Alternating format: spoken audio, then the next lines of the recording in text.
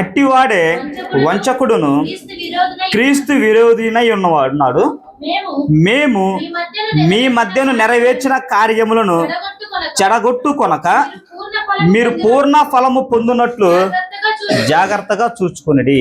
అంశం కూడా మంది ఇది. ఈరోజు పూర్ణ ఫలము పొందినట్లు జాగ్రత్తగా చూచుకునడి.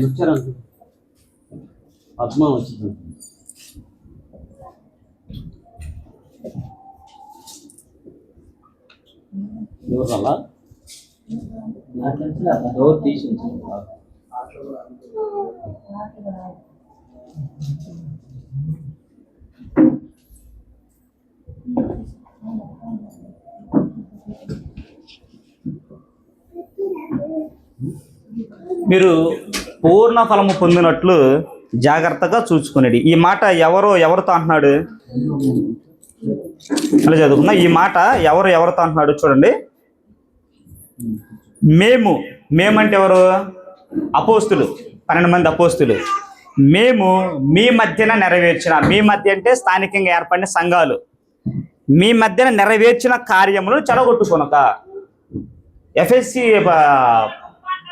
ఈ పత్రిక యోహాన్ గారు రాశారు. ఎఫ్ఎస్సిలో ఉన్న సంఘానికి, క్రీస్తు సంఘానికి రాశారు. ఆల్రెడీ యోహాన్ గారు పత్రికలు రాసే సమయానికి సంఘాలు బలపడి అనేకమైనటువంటి ఆత్మల సంఘంలోనికి వస్తున్నాయి, బలపడుతున్నాయి. దినదినానికి కూడా క్రీస్తు సంఘం అనేది ఎస్టాబ్లిష్ అవుతుంది, బాగా పెరుగుతుంది. ఆ క్రమంలో అలానే పెరుగుతున్న క్రమంలో గ్రీకులు ఉన్నారు. ఆ సమయంలో గ్రీకులను ఏమంటారంటే స్కాలర్స్ అంటారు. అంటే గొప్ప పండితులు గ్రీకులు. ఆ టైంలో గ్రీకులు కూడా ఆ సంఘంలోకి చొరబడి ఏం చేస్తున్నారంటే ఒక కొత్త బోధనే, లేకపోతే అపోస్తులు నడిపిస్తున్నటువంటి బోధకి వ్యతిరేకంగా కొన్ని బోధనలు తీసుకొచ్చారు గ్రీకులు. అంటే సంఘంలో కొనసాగుతున్న వారిని ఏం చేస్తున్నారంటే గలిబిలి చేస్తున్నారు. చక్కగా క్రీస్తు సంఘంలో అపోస్తుల బోధలో కొనసాగుతున్నటువంటి విశ్వాసులు ఏం చేస్తున్నారంటే గ్రీకులు వచ్చి లేనిపోని ప్రశ్నలు అడిగి భ్రమపరుస్తున్నారు సంఘాన్ని. ఈ గ్రీకులు వచ్చి సంఘాన్ని ఏ విషయాల్లో భ్రమపరుస్తున్నారో చూడండి. అంటే దాని ఉద్దేశం చెప్తాను నేను.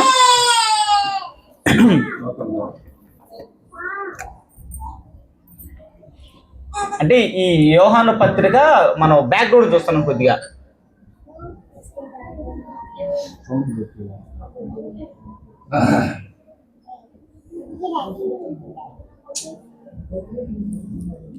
ఆ గ్రీకులు తీసుకొచ్చినటువంటి అబద్ధ బోధ ఏంటంటే మొదటి యోహాను పత్రిక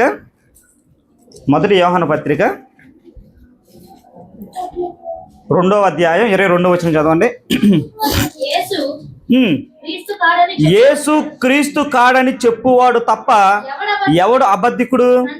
తండ్రిని కుమారుని ఒప్పుకొనని వీడే క్రీస్తు విరోధి. వీళ్ళు ఏమంటున్నారంటే ఆ యేసుని క్రీస్తు కాదని చెబుతున్నారు. క్రీస్తు అంటే అర్థం ఏంటి? అభిషిక్తుడు. క్రీస్తు అభిషిక్తుడు కాదు. ఎవరు అంటున్నారంటే దీన్ని గ్రీకులు అంటున్నారు. ఆనాడు సంఘంలో ఉన్నటువంటి స్కాలర్స్ అంటున్నారు ఆయన క్రీస్తు కాదు అని. వాళ్ళే ఇంకొక మాట అంటున్నారు చూడు, 4:3 కూడా. ఇదే యోహాన్ రాసిన మొదటి పత్రిక 4వ అధ్యాయం 3వ వచనంలో కూడా యేసు క్రీస్తు శరీరధారియే వచ్చినని ఏ ఆత్మ ఒప్పుకొనునో అది దేవుని సంబంధమైనది. ఏ ఆత్మ యేసును ఒప్పుకొనదో అది దేవుని సంబంధమైనది కాదు. కాబట్టి యేసుక్రీస్తు శరీరధారిగా వచ్చాడని, భూమి మీదకి వచ్చాడని అంగీకరిస్తేనే అది దేవుని ఆ సంబంధమైనటువంటి ఆత్మ. వీళ్ళేమంటున్నారు? అసలు ఆయన రాలేదు అంటున్నారు. యేసుక్రీస్తు వారు శరీరధారిగా భూమి మీదకి రాలేదు అంటున్నారు. ఎవరు? సంఘంలో చేర్చబడినటువంటి గొప్ప ఎక్స్పర్ట్స్గా పిలువబడుతున్నటువంటి గ్రీకులు. ఇంకొకటి కూడా చూడండి. 2వ తిమోతి రాసిన పత్రిక 1:7 మన వాక్య పఠనం చదువుకున్నది. 2వ యోహాను పత్రిక 1వ అధ్యాయం 7వ వచనం. అంటే జస్ట్ ఆ యోహాను పత్రికలో జరుగుతున్నటువంటి బ్యాక్గ్రౌండ్ ఆలోచిస్తున్నాను. దేనిని బట్టి యోహాను గారు పత్రిక రాశాడు సంఘానికి? యేసుక్రీస్తు శరీరధారియే వచ్చినని ఒప్పుకొనని వంచకులు అనేకులు లోకములో బయలుదేరి ఉన్నారు. అట్టివాడే వంచకుడును క్రీస్తు విరోధినై ఉన్నాడు. మేము మీ మధ్య నెరవేర్చిన కార్యములను చెడగొట్టు కొనక మీరు పూర్ణ ఫలము పొందినట్లు జాగ్రత్తగా చూసుకుని. ఆల్రెడీ లోకంలో ఉందంట. ఆయన శరీరధారిగా రాలేదని ఆ నానుడైతే బయలుదేరింది, లోకంలోకి వచ్చేసింది. అనేక భిన్నాభిప్రాయాలు క్రీస్తు విషయమై భిన్నాభిప్రాయాలు లోకంలోకి వచ్చిన సందర్భంలో ఇక సంఘానికి లేఖ రాశాడు యోహాను గారు. మీరు వారి మాటలని వీరి మాటలని మీ విశ్వాసాన్ని చెడగొట్టుకోమాకండి. మీ దేవుడు మీకు అనుగ్రహించినట్టు పూర్ణ ఫలం ఏంటి? పూర్ణ ఫలం ఆయన ఇస్తున్నటువంటి బహుమానం పరలోకం, నిత్య జీవం. ఆ పూర్ణ ఫలం మీరు పొందుకోకుండా పూర్ణ ఫలం జాడించుకోమాకండి. ఎవరెవరో ఏదో వస్తారు, ఏదో చెప్తారు. మీరు గురి పెట్టవలసింది యేసుక్రీస్తు మాకేది నేర్పించిపోయాడో, నేను ఏది మీ మధ్య అన్నారు కదా, మీ మధ్య చేసిన కార్యాలు వీటిని జ్ఞాపకం చేసుకోండి. ఇవన్నీ మాకు క్రీస్తు అనుగ్రహించినవి, క్రీస్తు ద్వారా మేము పొందుకున్నవి. కాబట్టి వీటిని చూడండి. మీరు వీటిని చూడలేదనుకో, మేము చేసే కార్యాలను మీరు చూడలేదనుకో, వారి మాటలకు మీరు బలైపోతారు. బలైపోయి పూర్ణ ఫలం పొందుకోలేరు, పరలోకాన్ని పొందుకోలేరు. కాబట్టి యోహాను గారు ఎఫెసులో ఉన్న క్రీస్తు సంఘానికి పత్రిక రాసే సమయానికి ఆ సంఘంలో ఒక భిన్నాభిప్రాయం ఏమొచ్చిందంటే, యేసుక్రీస్తు శరీరధారిగా రాలేదు, మృతుల పునరుత్థానం లేదు అనేటువంటి ఒక వింత నానుడు సంఘంలోకి వచ్చినప్పుడు ఇక యోహాను గారు ఒక చక్కటి లేఖ రాశాడు అన్నమాట. లేఖ రాసి వాళ్ళని బలపరుస్తూ ఉన్న సందర్భం. ఇప్పుడు మనం చూడాల్సిన ఇందులోనే ఇంకో పాయింట్ ఏంటంటే, మీ మధ్యన నెరవేర్చిన కార్యములను చెడగొట్టుకొనక. అయితే ఈ అపోస్తులు వీరి మధ్య ఏం కార్యాలు చేశారు, ఈ కార్యాలు దేవుడి వారికి అనుగ్రహించడానికి గల కారణం ఏంటి అనేది మనం ఒకసారి ఆలోచిద్దాం. ఆలోచిస్తే మనకి ఈ యొక్క బ్యాక్గ్రౌండ్ పూర్తిగా అర్థమైతే టాపిక్ అర్థమైంది మనకి. యేసుక్రీస్తు వారు మరణించి పునరుత్థానం చెందారు కదా. మరణించి పునరుత్థానం చెందిన తర్వాత 40 దినాలు ఎందుకు కనపరుచుకోవాలి? యేసుక్రీస్తు వారు మరణించి పునరుత్థానం చెందిన తర్వాత 40 దినాలు అపోస్తులతో చర్చించాడు, అనేక జన సమూహాలతో మాట్లాడాడు, బోధించే రాజ్యం గురించి ప్రకటించిన సందర్భాలు ఉన్నాయి. ఈ 40 దినాలు ఎందుకు కనిపించాలి యేసుక్రీస్తు వారు అనేది 2-3 పాయింట్లు చూద్దాం మనం. అపోస్తుల కార్యాలు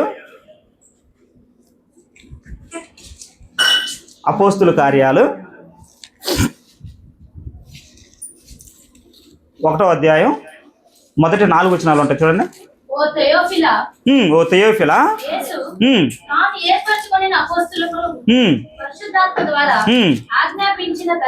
ఆజ్ఞాపించిన తరువాత ఆయన పరమునకు చేర్చుకొనబడిన దినము వరకు ఆయన చేయుటకును బోధించుటకును ఆరంభించిన వాటినన్నిటిని గూర్చి నా మొదటి గ్రంథమును రచించింది.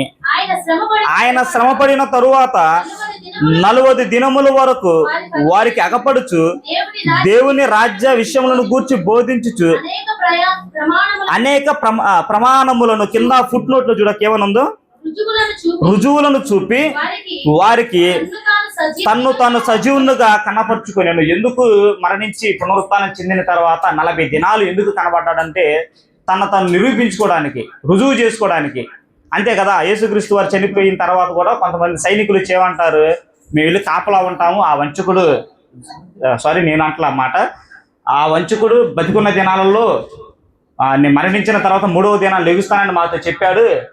ఒకవేళ ఆయన లేకపోయినా ఆయన వెంబడించే శిష్యులు ఆ దేహాన్ని తీసుకొని పారిపోయారు అనుకో, ఆ మాట నిజమని అనుకుంటారు అందరూ. కాబట్టి మొదటి స్థితి కంటే కడపడి స్థితి మరీ దారుణంగా ఉండేది. కాబట్టి మేము వెళ్ళి చూస్తాం, సమాధి దగ్గరికి వెళ్ళి కాపలా ఉంటాం అంటారు. అంటే నేను యేసుక్రీస్తు బతికున్న దినాలని చెప్పాడు, మరణించి పునరుత్థానం చెందిన తర్వాత నేను లెగుస్తాను అని. అలానే ఎందుకు ఆ 40 దినాలు కనపరుచుకోవాలంటే, రుజువు చేసుకోవడానికి. ఇదిగో నేను ఇలా సజీవుడిగా లేచాను, మరణానికి గెలిచానని రుజువు చేసుకోవడానికి 40 దినాలు కనపడ్డాడు. ఇంకెందుకు కనపడ్డాడు 40 దినాలు యేసుక్రీస్తు వారు ఇంకెందుకు కనపడ్డాడు అనేది కూడా చూద్దాం. ఇంకోటి, కొరింథీయులకు రాసిన మొదటి పత్రిక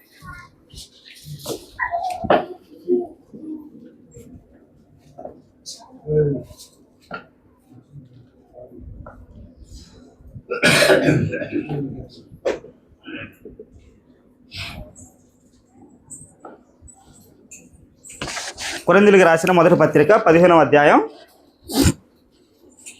4 నుంచి 8 వచ్చిన చూడక. లేఖనముల ప్రకారము 3వ దినమున లేపబడెను. ఆయన కేఫాకును తరువాత 12 కనపడెను. కనపడెను. ఉమ్, 500కు ఎక్కువైన సహోదరులకు 500 ఎక్కువైన సహోదరులకు సమయం అందే కనబడింది. ఒక్క సమయం ముందే కనిపించును. వీరిలో అనేకులు ఉమ్, ఇప్పటి వరకు నిలిచి ఉన్నారు. ఇప్పటి వరకు నిలిచి ఉన్నారు. కొందరు నిద్రించిరి. తరువాత ఆయన యాకోబుకును ఉమ్, అటు తర్వాత అపోస్తలులందరికీ ఉమ్, కనబడెను. కనబడెను. అందరికీ కడపట ఆ కాలమందు ఉమ్, పుట్టునట్టున్న నాకును కనబడెను. ఇది పౌలు గారికి. ఏలి అనగా ఉమ్, నేను అపోస్తలు చాలు. అయితే అపోస్తులకి ఎందుకు కనపడ్డాడంటే వాళ్ళని బలపరచడానికి. అపోస్తులు 12 మందికి వచ్చాడా? అపోస్తులు 12 మంది దగ్గరికి యేసుక్రీస్తు వారు వచ్చాడా? అందుకే అంటే వాళ్ళ భయాన్ని మనకు ఎక్కడ కనబడిద్ది అంటే, మీరు ఎందుకు కలవరపడుతున్నారని యేసుక్రీస్తు వారు మాటలో చూడండి, ఒక్క మాట అది ఒక్కటి చూసుకుందాం. మీరు ఎందుకు కలవరపడుతున్నారు అంటాడు లోకాసువార్త 24:38. అంటే వాళ్ళ కలవరం ఉంది. ఇది నిజమా కాదు? ఇప్పుడు 3.5 సంవత్సరాలు యేసుక్రీస్తు వారు అందరూ కొనసాగారు, శిష్యులు కొనసాగారు.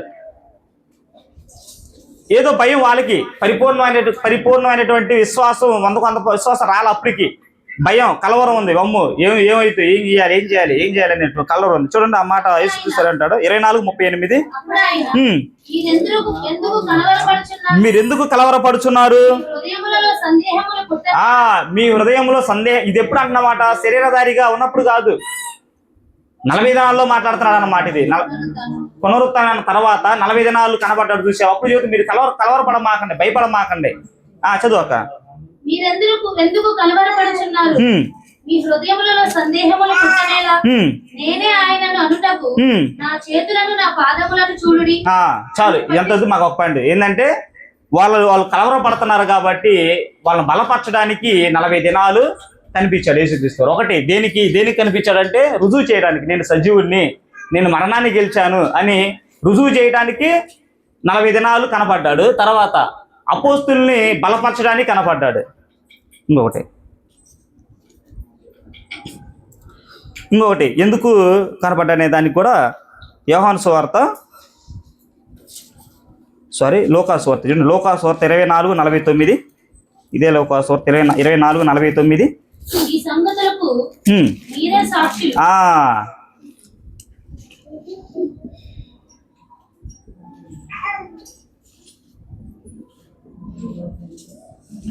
ఎందుకు కనపడ్డాడు? మీరు నాకు సాక్షులు.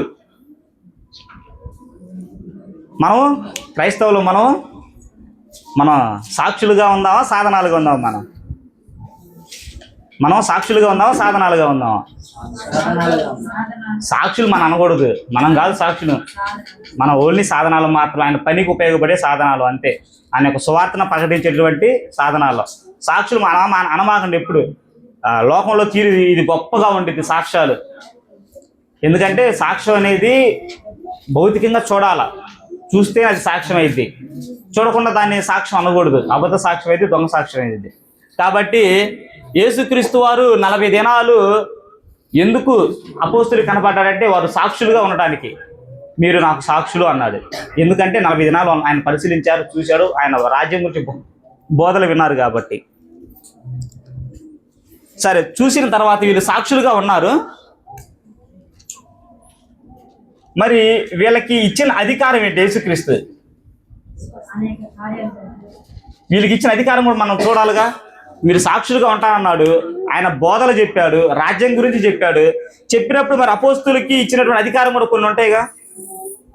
అధికారాన్ని బట్టే కదా సూచక క్రియలు చేసినా, మహత్కార్యాలు చేసినా, ఏం చేసినా కానీ, అద్భుతాలు చేసినా.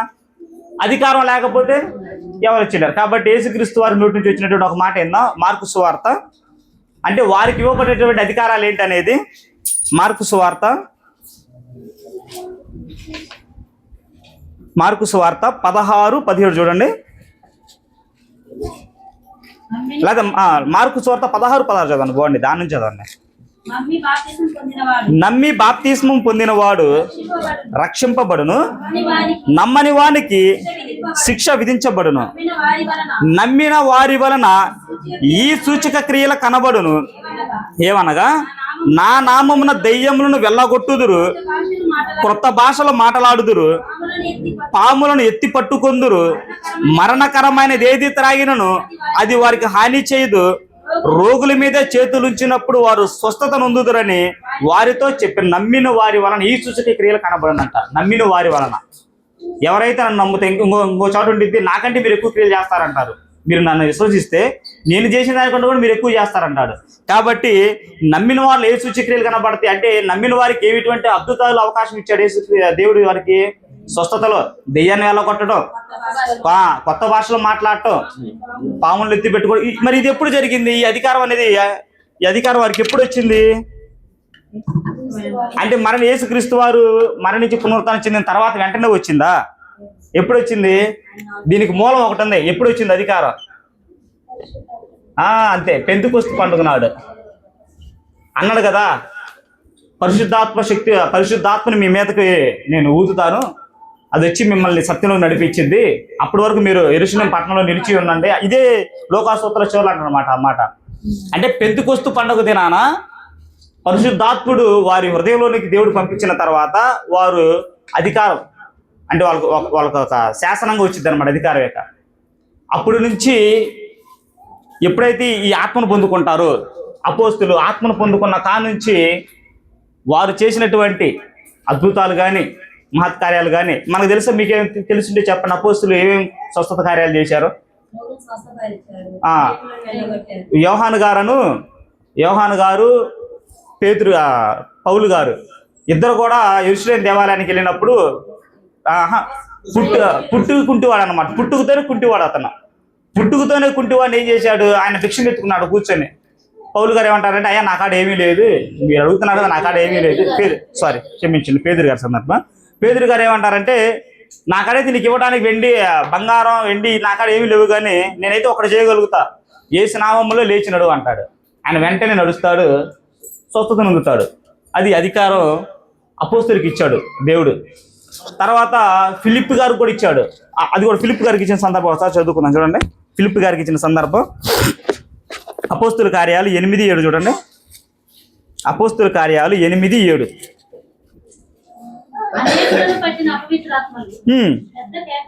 పెద్ద కేకలు వేసి వారిని వదిలిపోయెను. పక్షవాయువు గలవారును కుంటివారును అనేకులు స్వస్థత పొందిరి. అందుకు ఆ పట్టణంలో మిగులు సంతోషము కలిగిన. 5 చూడక 6వ వచనంలో జన సమూహములు విని ఫిలిప్పు చేసిన సూచక క్రియలను, ఎవరైతే నమ్ముతారో వారు సూచక క్రియలు చేస్తారు. అపోస్తులు సూచక క్రియలు చేశారు. ఇంకొక మాట చదువుకొని మన టాపిక్లోకి వెళ్దాం. అపోస్తుల కార్యాలు 18వ అధ్యాయం 19-11. 19-11. మరియు దేవుడు పౌలు చేత విశేషమైన అద్భుతములు చేపించెను. నడికట్లైనను రోగుల యొద్దకు తెచ్చినప్పుడు రోగములు వారిని విడిచెను. చూడండి ఎంత గొప్ప, పౌలు గారికి ఎంత గొప్ప ధన్యత వచ్చింది. అసలు ఆయన వస్త్రములు పట్టుకుంటేనే స్వస్థత పొందారంట, రోగాలు పోయినాయంట.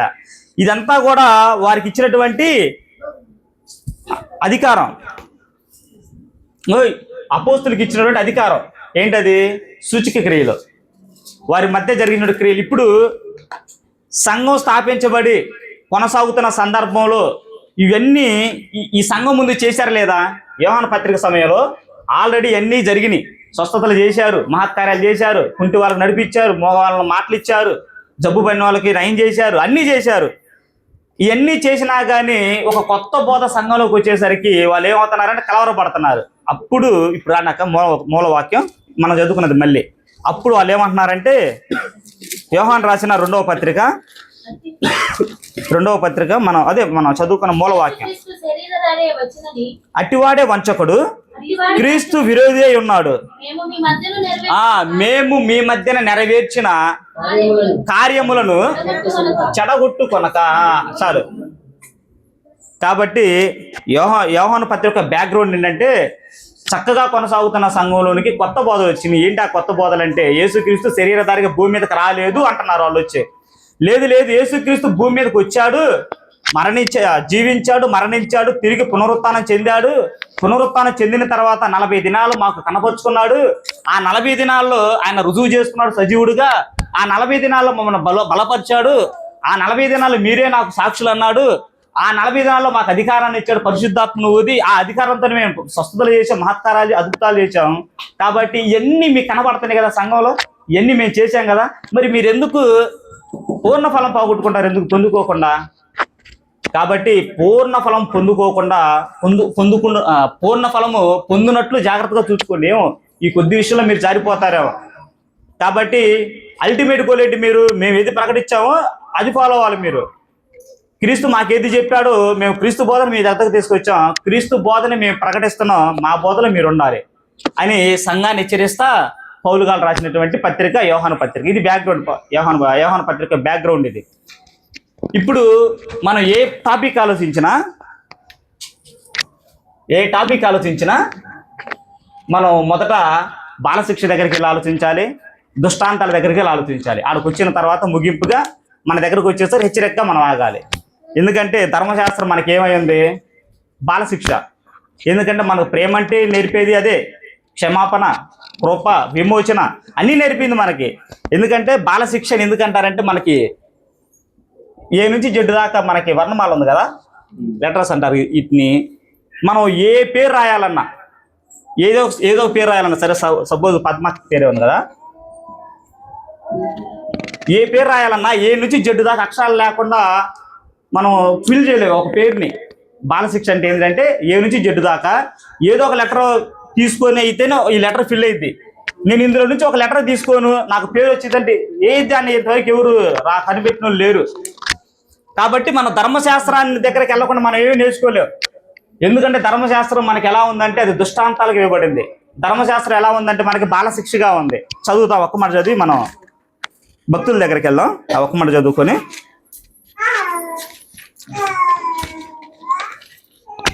గలతీయులకు రాసిన పత్రిక 3:24. గలతీయులకు రాసిన పత్రిక. కాబట్టి మనము విశ్వాస మూలమున క్రీస్తునొద్దకు మనలను నడిపించుటకు ధర్మశాస్త్రము మనకు బాలశిక్షకుడు ఆయన. ధర్మశాస్త్రం మనకు ఎలాంటిది? క్రీస్తు యుద్ధం నడిపించడానికి అది బాలశిక్ష. ధర్మశాస్త్రానికి వేరుగా యేసుక్రీస్తు జీవించాలా, ధర్మశాస్త్రానికి వేరుగా కొత్త నిబంధన లేదు, మాడిఫై జరిగింది అంతే. కొంతమంది సంఘాలు మీరు చూసారో లేదో, మనకి బైబిల్లో 66 పుస్తకాలు ఉంటాయి కదా, 2 నిబంధనలు. కొన్ని సంఘాల్లో ఇది ఉండదు, పాత నిబంధన చరిత్ర పుస్తకాలు ఉండవు, ఓన్లీ మత్తయి సువార్త నుంచి ప్రకటన గ్రంథం వరకే ఉంటాయి. కొన్ని సంఘాల్లో ఏంటంటే యేసుక్రీస్తు ద్వారా ధర్మశాస్త్రము నెరవేర్చబడింది, కొట్టివేయబడిన గ్రంథం మనకెందుకు, అందులో నేర్చుకోవడానికి ఏముందో మనకు అంటారు చాలా మంది. కొన్ని సంఘాలు ఉన్నాయి, పాత నిబంధన చరిత్రను తీసేసి ఓన్లీ కొత్త నిబంధన బైబిలే తీసుకెళ్తారు. లేదు, మనకి బాలశిక్ష ధర్మశాస్త్రం. ఇంకోటి కూడా చూడండి ఎలా ఇచ్చాడో, అంటే ఈ ధర్మశాస్త్రం మనకి ఎలా ఇచ్చాడో. కొరింథీయులకు రాసిన మొదటి పత్రిక 10:6. కొరింథీయులకు రాసిన మొదటి పత్రిక 10:6.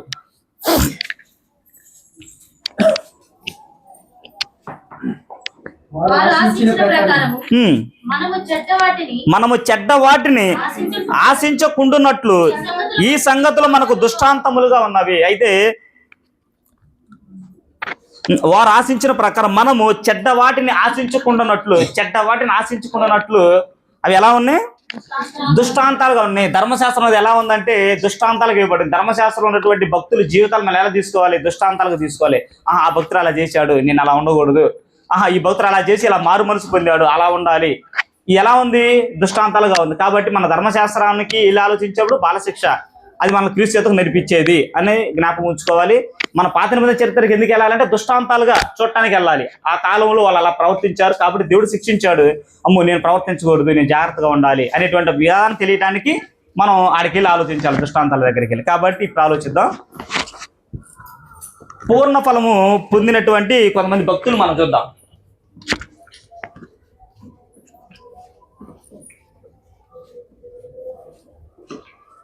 పూర్ణ ఫలము పొందుకున్నటువంటి భక్తులు.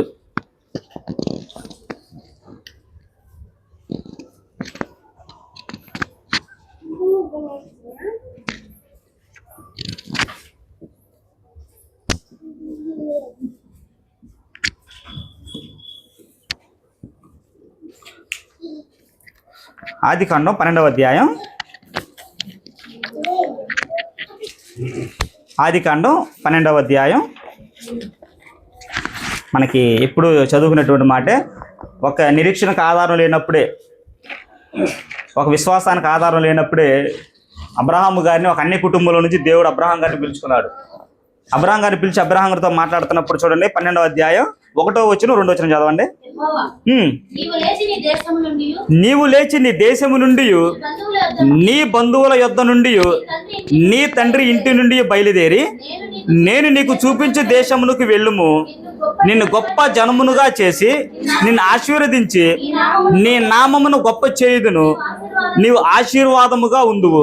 నిన్ను ఆశీర్వదించు వారిని ఆశీర్వదించేదను, నిన్ను దూషించు వారిని శపించేదను. భూమి యొక్క సమస్త వంశములు నీ యందు ఆశీర్వదించబడిన అబ్రహాము తనకు అప్పటి వరకు అబ్రహాము గారికి దేవుడు తెలియదు. దేవుడు ఎలా ఉంటాడో తెలియదు, ఆయన ఎవరో తెలియదు, ఆయన రూపం తెలియదు, ఆయన ఏం చేస్తాడో తెలియదు, ఆయన ఎటువంటి మహత్కార్యాలు చేస్తాడో తెలియదు. తెలియకుండా అబ్రహాము గారి దగ్గరికి ఒక వాక్ వచ్చింది, దేవదూత ద్వారా ఒక వాక్ వచ్చింది. అబ్రహాం నేను చూపించే దేశానికి నువ్వు వెళ్ళు, నేను గొప్ప జనముగా చేస్తానన్నాడు. మనమైతే ఆధారం లేకపోతే పోం ఒక చోటకి, ఆధారం ఉంటేనే పోతాం. ఆడికి వెళ్ళిన పరిస్థితులు బాగున్నాయా లేదా అని తెలిస్తేనే వెళ్తాం, లేకపోతే మనం పోము. అసలు నిరీక్షణకు ఆధారం లేని సమయంలోనే అబ్రహాము గారు ఆయనకు లోబడ్డాడు. అది మనం కొత్త నిబంధన ఏడ చూస్తాం చూడండి. హెబ్రీయులకు రాసిన పత్రిక 11:8. అబ్రహాము పిలువబడినప్పుడు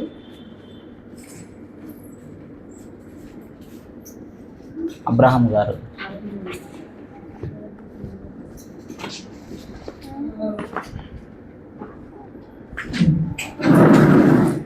హెబ్రీయులకు రాసిన పత్రిక 11:8. చదవక. అబ్రహాము పిలువబడినప్పుడు విశ్వాసమును బట్టి ఆ పిలుపునకు లోబడి తాను స్వాస్థ్యముకు పొందనయున్న ప్రదేశమునకు బయలు వెళ్ళెను. మరియు ఎక్కడికి వెళ్ళవలెనో అది ఎరుగక బయలు వెళ్ళాను. ఎక్కడికి వెళ్ళాలో కూడా తెలియదంట. ఆడికి వెళ్ళి ఏం చేయాలో తెలియదు, ఆడికి వెళ్ళి ఎలా ప్రవర్తించాలో తెలియదు. అటువంటి సమయాల్లో కూడా, అటువంటి పరిస్థితుల్లో కూడా అబ్రహాము గారు నేను చూపించి దేశానికి వెళ్ళినప్పుడు తన భార్యని అంట పెట్టుకుని పోయాడు. అబ్రహాం గారు ఎంత గొప్ప విశ్వాసం చూడండి. ఆయన పూర్ణఫలం పొందుకున్నారు. అబ్రహాం గారు పూర్ణఫలం పొందుకున్నాడు. ఎందుకంటే నిరీక్షణ ఆధారం లేని సమయంలోనే దేవుడి మాటకు లోబడ్డాడు. దేవుడి మాటకు విధేయత చూపించి తన కుటుంబాన్ని తీసుకొని వెళ్ళిపోయాడు. వెళ్ళి గొప్ప జనానికి తండ్రిగా పిలువబడుతున్నాడు. నేటికి కూడా నేడున్న ఇప్పుడు సమయాల్లో కూడా విశ్వాసులకు తండ్రి అంటే ఎవరైనా చెప్పుకోవాలి? అబ్రహాం గారే. విశ్వాసానికి కర్త యేసుక్రీస్తు అయితే విశ్వాసులకు తండ్రి నేడు మనకు కూడా అబ్రహాం గారే విశ్వాసులకు తండ్రి. అట్టి హోదాను ఆయనకి ఇచ్చాడంటే చూడండి, ఆ పిలుపుకు లోబడ్డాడు కాబట్టి, నిరీక్షణకు ఆధారం లేని సమయంలో ఆయనకి వెళ్ళాడు కాబట్టి, దేవుడు చెప్పినట్టు ఉన్నాడు కాబట్టి ఆయన పొందుకున్నాడా? పూర్ణఫలం పొందుకున్నాడు. తర్వాత ఇంకొకరు కూడా చూద్దాం. పూర్ణఫలం పొందుకున్న వాళ్ళు ఆదికాండం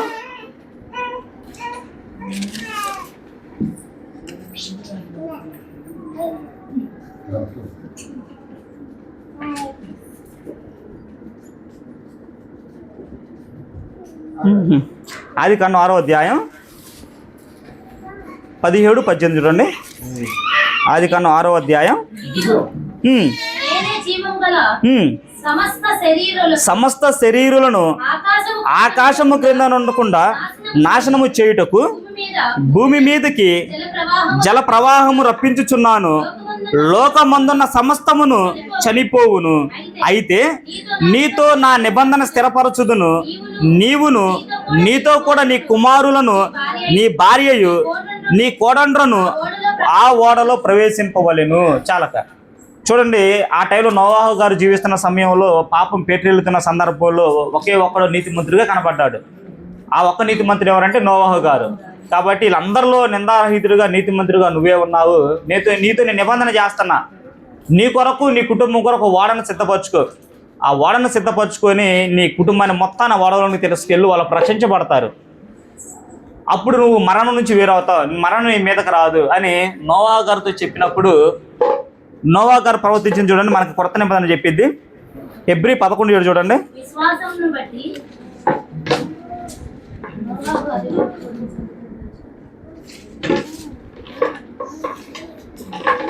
చదువు ఒక హెబ్రీ 11:7. విశ్వాసమును బట్టి నోవాహు దేవుని చేత హెచ్చరింపబడి భయభక్తులు గలవాడై ఇంటి వారి రక్షణ కొరకు తన ఇంటి వారి రక్షణ కొరకు ఓడను ఒక ఓడను సిద్ధము చేసెను. అందువలన అతడు లోకము మీద నేరస్థాపన చేసి విశ్వాసమును బట్టి కలుగు నీతికి వారసుడాయను. చూడండి అసలు ఆ మాట ఎంత గొప్ప ఉందో చూడండి. దేవుని చేత హెచ్చరింపబడి భయభక్తులు గలవాడే తనతో పాటు తన కుటుంబాన్ని మొత్తాన్ని రక్షించుకున్నాడంట. చాలా తక్కువ మంది అండి బైబిల్లో కూడా మనం తన కుటుంబాన్ని రక్షించుకున్న వ్యక్తులు మనం చూస్తే చాలా తక్కువగా కనపడతారు.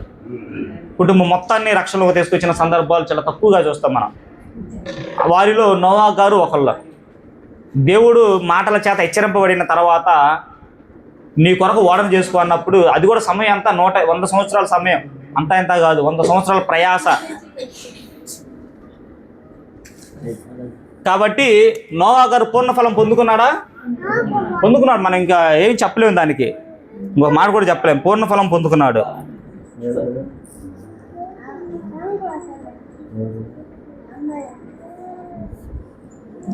మోషే గారు నిర్గమాకాండం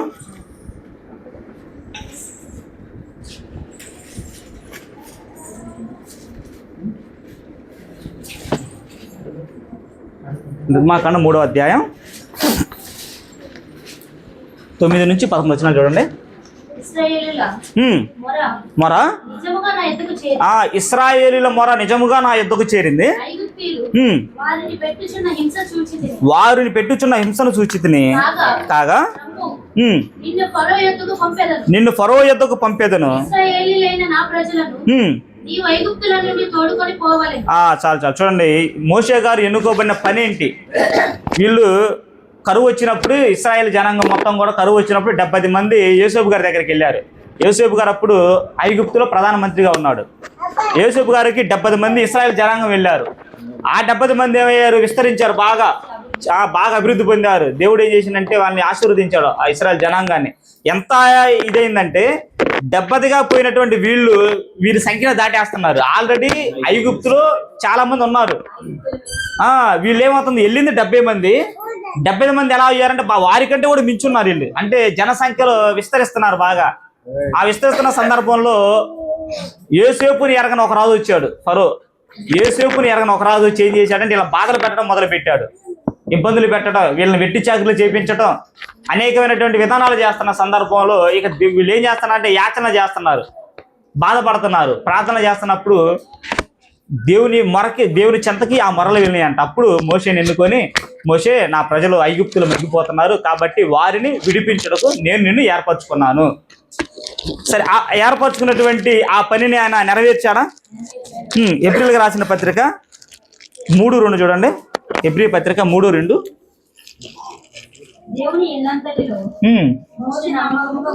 ఎబ్రీ 3:2 కాక మళ్ళీ ఫస్ట్ నుంచి చదువు ఒకసారి. దేవుని ఇల్లంతటిలో, ఆడ ఇల్లు అంటే ఏంటి? దేవుని ఇల్లు అంటే ఇశ్రాయేల్ జనాంగం. ఎంతమంది ఆ ప్రయాణంలో ఎంతమంది వచ్చారు? కారు బలం 16 లక్షల మంది అని చెబుతారు పెద్దలు. 16 లక్షల మందిని ఒక వ్యక్తి డీల్ చేయడం అంటే మామూలు విషయం కాదు.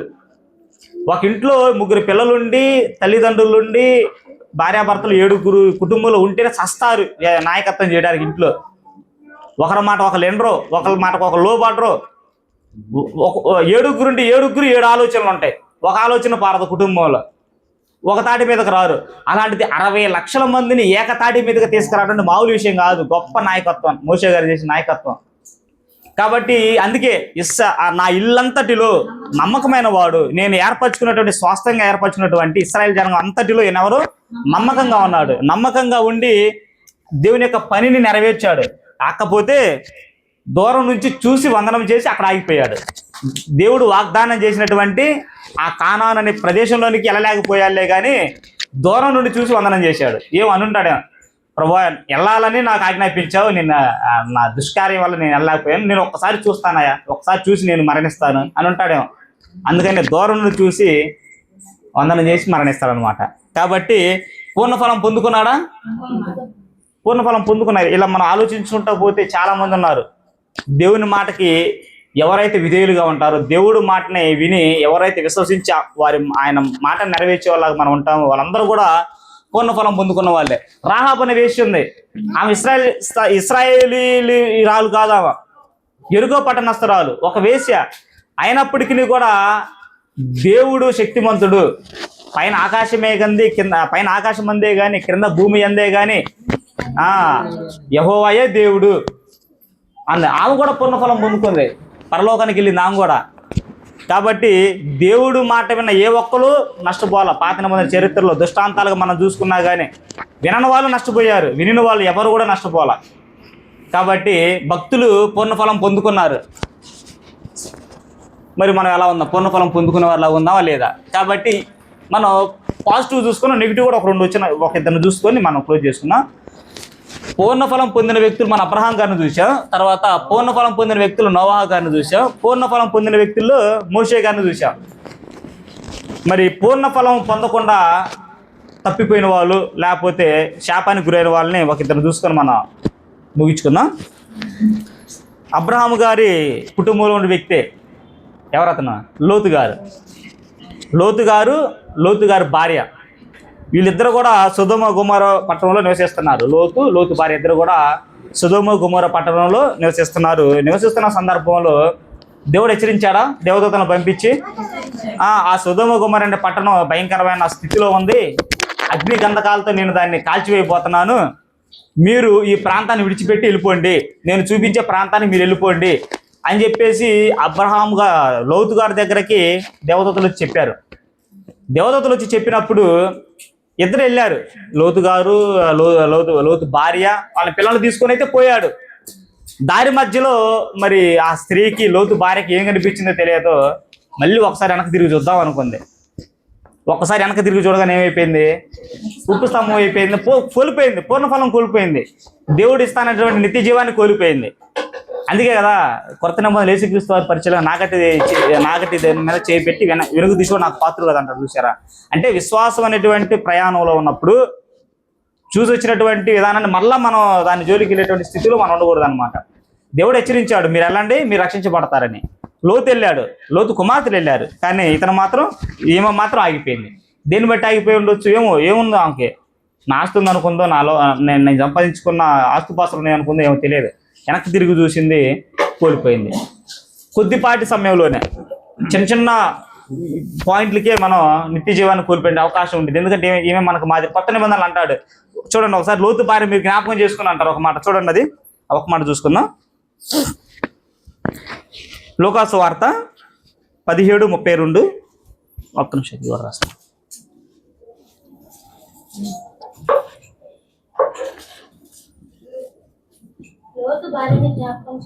లోతు భార్యను జ్ఞాపకం చేసుకునుడి,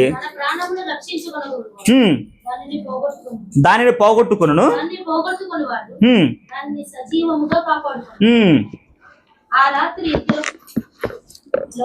అదే నాకు చదువుతుంది లోక 17:32. ఒక నిమిషం నేను కూడా చూస్తాను, ఒక నిమిషం చెప్తాను. లోక 17:32 ఒక చదువు మళ్ళీ ఇప్పుడు.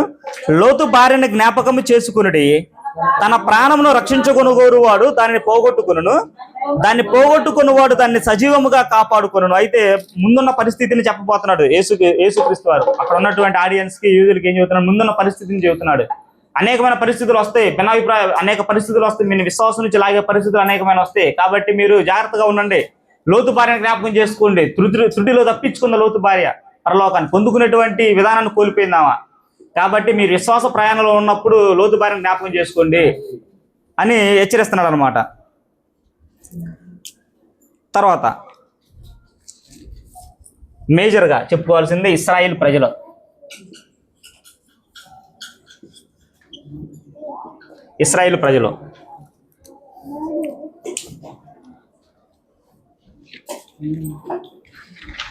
బైబిల్లో వీళ్ళు మన పితరులు అంటారు ఇశ్రాయేలు జనాంగాన్ని.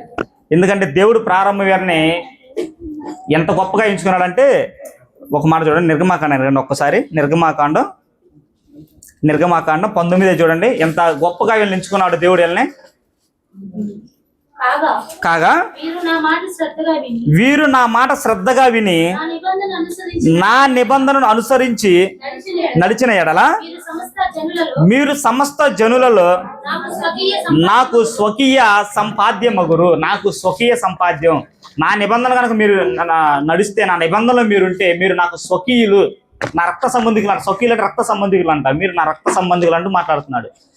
ఇశ్రాయేల్ జనాంగానికి తండ్రి అనేటువంటి అవకాశం దేవుడు ఎవరికి ఇలా వాళ్ళకే ఇచ్చిండు. అన్ని జనాలకి ఇలా తండ్రి అనే అవకాశం, స్వేచ్ఛగా పిలుచుకునే అవకాశం ఒక ఇశ్రాయేల్ జనాంగానికి ఇచ్చాడు.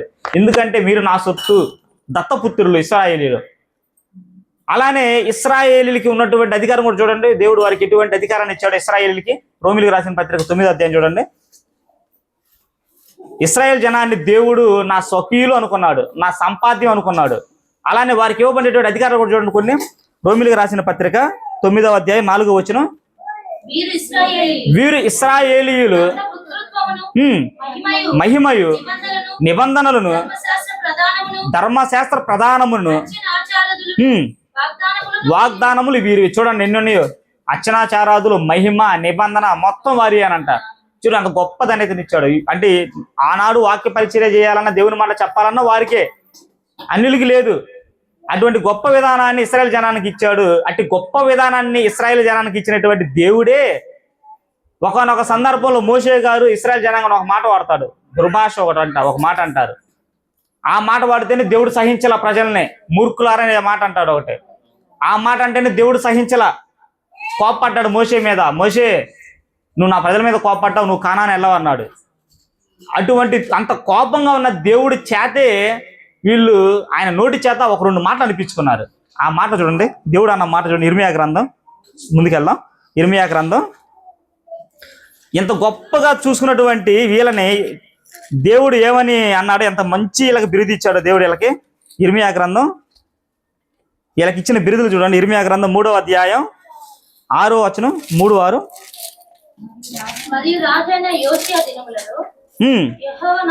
యెహోవా నాకిలాగు సెలవిచ్చును, ద్రోహిణియగు ఇశ్రాయేలు. చూడండి ఎంత బిరుదు. అంటే 12 మంది ఉన్నారు కదా ఇశ్రాయేల్ మొత్తం యాకోబు గారి కుమారులు 12 మంది. 12 మంది రాజుల చరిత్ర చదువుకున్నాం కదా, విడిపోయారు. ఒక 2 గోత్రాలేమో యూదులు అయ్యారు, 10 గోత్రాలేమో ఇశ్రాయేలీలు అయ్యారు. ఇశ్రాయేలుకి ఇచ్చిన బిరుదు ఏంటి?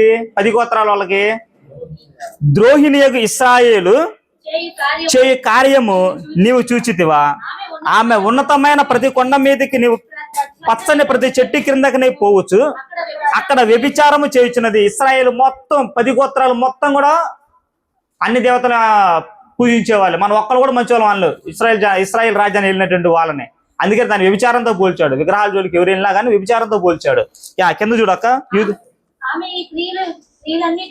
ఆమె ఈ క్రియలన్నిటినీ చేసినను ఆమెను నా యుద్ధకు తిరిగి రమ్మని నేను సెలవీయగా ఆమె తిరిగి రాలి. లోబడండి లోబడండి లోబడండి లోబడని చెప్పినా గానీ వాళ్ళు లోబడలేదంట.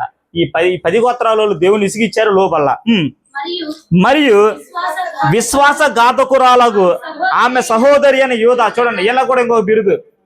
12 గోత్రాలకు ఇచ్చిన 10 గోత్రాలకు ఇచ్చిన బిరుదు ఏంటి? ద్రోహి. వాళ్ళు ద్రోహులు. ఈ 2 గోత్రాలకు ఇచ్చిన బిరుదేంటి? విశ్వాసఘాతుకురాలు. మీ పట్ల ఎన్ని గొప్ప క్రియలు చేసినా, మీ పట్ల ఎంత గొప్పగా ప్రవర్తించినా, ఎన్ని విధానాలు చేసినా మీరు విశ్వాసఘాతు. ఏమంటాం? విశ్వాసఘాతురాలను ఏమంటామంటే మనం, అంటే మన భాషలో చెప్పుకోవాలంటే వాళ్ళని మనం అప్పుడప్పుడు చేలు వేసుకునే వాళ్ళు వాడతారు. ఒక పదం ఏంటంటే కంచే చేను మేస్తే ఎలా ఉండిద్ది అనే పదం ఒకటి ఉండిద్ది. అంటే మనం ఫినిషింగ్ ఎందుకు వేసుకుంటాం? ఒక పొలానికి సేఫ్టీగా ఉండటానికి, జాగ్రత్తగా ఉండటానికి. ఆ కంచే దాన్ని పాడు చేస్తే మనం, కాబట్టి విశ్వాసఘాతుకురు అనే విధానం అలా వచ్చిందని. మనం ఎవరినైతే నమ్ముతామో వాళ్ళే మనల్ని మోసం చేశారనుకో, అది విశ్వాసఘాతుకురాలు, అది విశ్వాసఘాతుకుడు రవిడు అంటారు. కాబట్టి చూడండి ఎంతో గొప్పగా ఊహించుకున్నటువంటి ఇశ్రాయేల్ జనాంగాన్ని నా సంపాద్యం అన్నాడు, గొప్ప అధికారాన్ని ఇచ్చాడు, మహిమ ఇచ్చాడు, నిబంధనలు ఇచ్చాడు. మోషే గారు ఒక మాట అంటేనే పన్నేల ప్రజల్ని. మరి ఎంత దేవుని శోధిస్తే, ఎంత బాధ పెడితే, ఎంత ఇబ్బంది పెడితే దేవుడి నోటి నుంచి ఆ పదాలు వస్తాయి.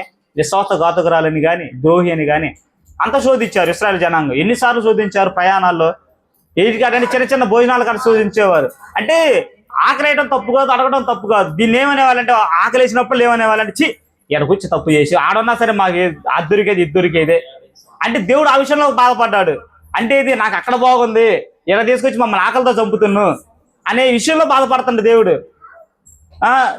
దేవదూతలు తినేటువంటి ఆహారం అంటే వారికి ఇచ్చింది, బురియ పిట్టలు కానీ, మన్నాను కానీ, అటువంటి విధానాన్ని ఇచ్చినా కానీ వాళ్ళు ఏమైపోయారంటే ఉన్న ఫలం కోల్పోయారు. చూడండి ఒక తరాన్ని ఏమన్నాడు, ముగించుకుందాం.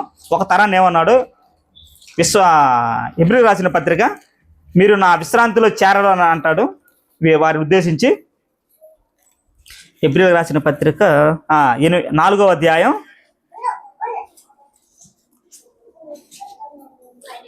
2వ వచనం చూడండి అక్క. వారికి ప్రకటింపబడినట్లు మనకును సువార్త ప్రకటింపబడిన గాని వారు వినిన వారితో విశ్వాసము గలవారే కలిసి ఉండలేదు గనక విన్న వాక్యము వారికి నిష్ప్రయోజనమైనదాయను. జగత్పునాది వేయబడినప్పుడే ఆయన కార్యములన్నీ సంపూర్తి ఉన్న ఈ విశ్రాంతిని గూర్చి నేను కోపంతో ప్రమాణం చేసినట్టు వారు నా విశ్రాంతిలో ప్రవేశింపరు. నేను ఏదైతే వారికి కానానిస్తానన్నానో ఆ కానానులోనికి వీళ్ళు ప్రవేశింపరు. అందుకే అది ఆపేశాడు దేవుడు వాళ్ళని. కానానులోకి ప్రవేశించింది ఎవరు? మొదటి తరంలో ప్రవేశించింది ఇద్దరు, యెహోషువ గారు, కాలేబు గారు. అంతకుముందు సంతానం మొత్తం కూడా వెళ్ళిపోయారు. కాబట్టి వారు నా విశ్రాంతిలో ప్రవేశింపరు. ఎందుకంటే నేను వాక్యం చెప్పా కానీ వాళ్ళు జీవించాల, వారు లోబల్ల తీసేశారు. కాబట్టి విన్న వాక్యాన్ని గనక మనం ప్రవర్తించకపోతే ఇదిగో పూర్ణ ఫలం పొందుకో. మనం దేవుడు అనుగ్రహించిన నిత్య జీవాన్ని పరలోకాన్ని మనం పొందుకోలేం. కాబట్టి ఇశ్రాయేలు జనాంగం ఏం చేయారు? పూర్ణ ఫలాన్ని కోల్పోయారు.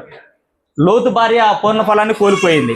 ఇప్పుడు మన దగ్గరకు వచ్చి అవుదాం కొత్త నిబంధనలోకి వచ్చి. ఏంటి హెచ్చరికగా ఈ పాఠాన్ని బట్టి మనం నేర్చుకునేది ఏంటి చూడండి. పూర్ణఫలం ఇప్పుడున్న పరిస్థితుల్లో మనం ఎలా కోల్పోతామంటే యోహాను గారు రాసిన 2వ పత్రిక 9వ వచనం చెబుతుంది మనం ఎలా పూర్ణఫలం కోల్పోతాం. ఇప్పుడు కోల్పోయే అవకాశం ఎక్కడుందో చెబుతున్నారు చూడండి.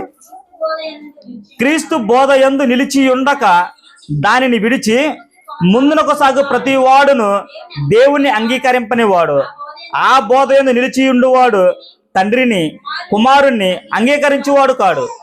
ఎవడైనను ఈ బోధన తేక మీ యొద్దకు వచ్చిన ఎడల వానిని మీ ఇంట చేర్చుకొనవద్దు. శుభమని వానితో చెప్పవద్దు. శుభమని వానితో చెప్పువాడు వాని దుష్క్రియలో పాలివాడగును. ఇప్పుడు పూర్ణ ఫలం మనం ఎప్పుడు కోల్పోతామంటే భిన్న బోధలు వచ్చినప్పుడు, క్రీస్తు బోధనకు వ్యతిరేకమైన బోధలు వచ్చినప్పుడు. కాబట్టి మనం పరిశీలించుకోవాల్సింది ఏంటంటే ఏదైనా కొత్త బోధ సమాజంలోనికి సంఘంలోనికి వచ్చినప్పుడు దాన్ని మనం పరిశీలించుకోవాలా. ఎలా పరిశీలించుకోవాలా? యేసుక్రీస్తు వారి బోధలు అది ఉందా? యేసుక్రీస్తు వారి తర్వాత అప్పగించబడిన బోధ ఎవరికి? అపోస్తులకి. అపోస్తులు దాన్ని ప్రకటించారా? అపోస్తుల తర్వాత ఎవరికి అప్పగించబడింది? ప్రారంభ సంఘానికి. ఆ ప్రారంభ సంఘం దాన్ని అనుసరించిందా? కాబట్టి అది అనుసరిస్తే మనం అనుసరించాలి. అది అనుసరించలేదు అనుకో అది మనకు అనవసరం. పూర్ణఫలం మనం ఏ విషయంలో కోల్పోతామంటే జీవితం జీవించకపోయినా కోల్పోతాం, అపోస్తుల బోధలో లేకపోయినా కోల్పోతాం. ఈ రెండు అంటే జీవితాన్ని బోధని రెండింటిని ప్యారలల్గా తీసుకెళ్ళగలిగితేనే మన పూర్ణఫలం పొందుకుంటాం.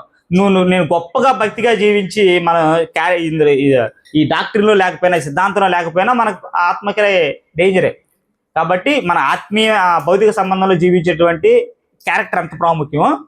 ఈ యొక్క సిద్ధాంతాలు కూడా దేవుని యొక్క క్రీస్తు బోధ కూడా అంత ప్రాముఖ్యం. అపోస్తుల బోధ కూడా అంత ప్రాముఖ్యం. కాబట్టి మనందరం కూడా క్రీస్తు బోధలు అపోస్తుల వలె మనందరం కూడా క్రీస్తు బోధలు కొనసాగాలని మిమ్మల్ని హెచ్చరిస్తూ నన్ను హెచ్చరించుకుంటూ మరి ఇటు అవకాశం ఇచ్చినటువంటి స్థానిక సంఘ సువార్థికులు శ్యామన్న గారికి ప్రేమపూర్వక వందనాలు తెలియజేసుకుంటూ సెలవు తీసుకుంటున్నాను. అందరికీ వందనాలు.